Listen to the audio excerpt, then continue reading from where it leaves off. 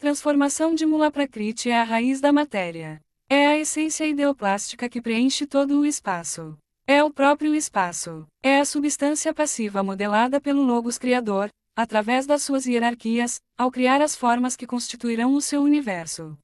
Formas que à medida que forem sendo trabalhadas pela consciência se sensibilizarão, e com isso também adquirirão consciência. Esta matéria primordial estende-se pelo espaço sem limites, de forma que haverá sempre matéria-prima inesgotável a ser trabalhada pelas consciências. Daí dizer-se que a matéria é imortal tanto quanto o espírito, pois formam, conjuntamente, o corpo e a alma de Deus. Quando um novo Manvantara entra em atividade, as monadas também o fazem, porque, como já vimos, elas caminham de globo em globo até completarem sua evolução. As monadas pré-existem à manifestação. Esse despertar é uma lei eterna, porque todas as vezes que o Manu toma forma as suas hierarquias também são forçadas a fazê-lo. Ocultamente, fala-se que a origem da chamada queda dos anjos reside no facto da recusa de determinada hierarquia em não querer participar do processo, o que forçou o Eterno a obrigá-la a encarnar. Mas esse assunto será objeto de estudo num próximo caderno. Mula Prakriti se a TOMs e as monadas revestem-se da matéria primordial, já a esta altura diferenciada em substância elemental.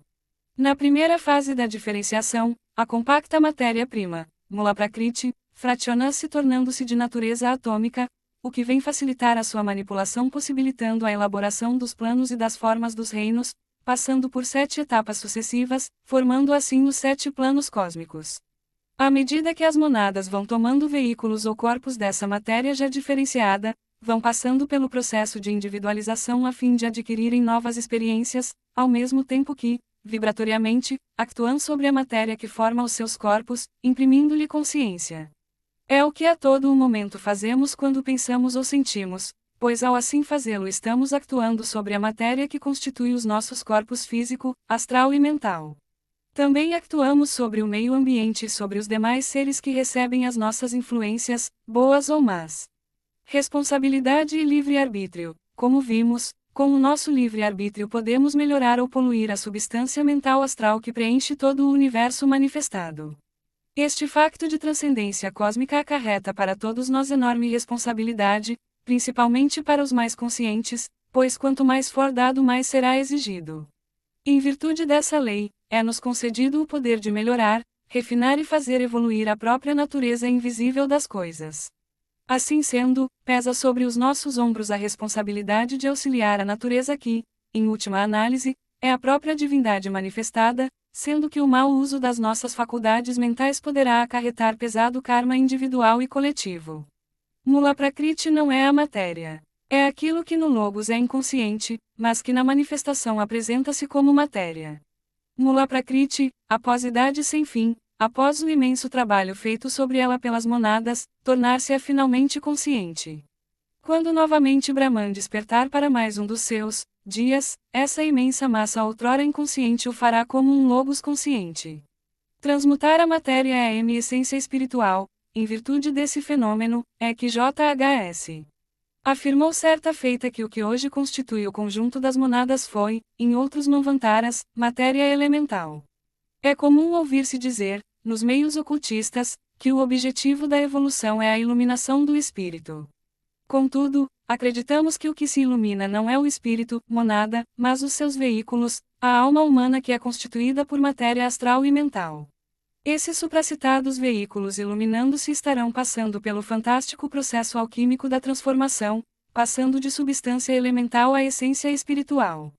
Esta é a única razão de toda a existência, tudo o mais não passa de uma grande maia, como dizem os hindus. Quando uma pessoa é considerada má, é porque nela predominam substâncias de natureza astral pouco evoluídas. Costuma-se dizer que essa pessoa é inconsciente, em outras palavras, tem pouca harmonia com a sua consciência superior. Segundo os iniciados, a inconsciência é falta de sabedoria, é ignorância. Daí dizer-se que o mal é a ignorância, e o bem é a sabedoria. Portanto, aquele que se harmonizar com a sua monada ou eu superior, realizará a suprema síntese. Só o estado de dhyana, que em nosso idioma significa meditação, pode proporcionar-nos tão elevado estado de consciência. Daí o significado oculto de um mantra esotérico, que diz: Diana, tuas portas de ouro nos livram da deusa Maia. Pelo que foi dito acima, constata-se que, embora apresentando-se a cosmogênese como capítulo diferente da antropogênese, só as interligamos por razões didáticas. E, em verdade, é praticamente impossível separar uma coisa da outra, na mesma razão da impossibilidade de separar o espírito da matéria, que se complementam e que se tornarão uma só coisa no final do ciclo evolucional. Os três logos, o Sol oculto, ou logos único, apresenta-se com três aspectos manifestativos, a saber: primeiro logos mundo das causas imagina e idealiza. Segundo logos mundo dos arquétipos plasma no mundo súbtil idealizado. Terceiro logos mundo das realizações da forma material ao que foi imaginado e plasmado. Cada plano cósmico constitui uma fase intermediária pela qual passa a substância primordial na sua trajetória, onde no primeiro plano chamado Adi ela é abstracta, até atingir o sétimo plano que é o físico. Os ocultistas orientais chamam essas fases ou aspectos da substância de Akasha, ou o Pad, veículo ou corpo, do pensamento de Deus. Verbo, o Logos está sempre num processo contínuo de criação. A sua magna obra foi concebida no silêncio da noite de Brahman, quando novamente acordou para mais um dia de Brahman. Imperioso se fazia haver luz. Então ele falou, e pelo poder do Verbo as coisas vieram à existência. Primeiro subtilmente, para finalmente tomarem forma material. A grande dificuldade é que nem sempre a matéria grosseira, devido às suas próprias características, se molda ao que foi idealizado. O projeto arquetipal é sempre perfeito, porém, a sua execução nem sempre corresponde aos propósitos divinos. Isto também ocorre no mundo humano. Os objetivos expressos pelo Verbo divino refletem-se na matéria virgem, Virgem Mãe, a natureza. Assim, começam a vir à vida os planos da natureza com as suas múltiplas formas e habitantes, desde os devas aos homens e as demais formas de vida. Nestas formas o Logos verte perpetuamente a sua energia, sendo este o seu supremo sacrifício a fim de que tudo ocorra bem e o grande projeto seja realizado até as últimas consequências. Analogia entre a ação do Logos e da monada. O que existe no cosmo, no campo de ação do Logos solar, reflete-se no campo humano.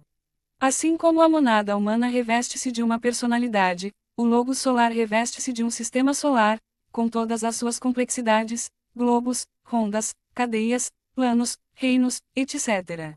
Tanto no macrocosmo como no microcosmo, é no campo da manifestação onde se colhe o tesouro da experiência. Tudo isso tem um custo. Pela aquisição da virtude paga-se o preço do vício, o desenvolvimento da sensibilidade pela constatação das crueldades da vida, e assim por diante. A matéria é substância primordial apenas no início do Manvantara, é o que os hindus denominam de Akasha. Numa escala descendente, antes de se materializar passa pelo estágio ainda muito súbtil chamado de prana, hálito universal que a tudo anima e dá vida. Inclusive, é o que mantém o homem vivo, pois a morte e a doença nada mais são do que a carência de prana.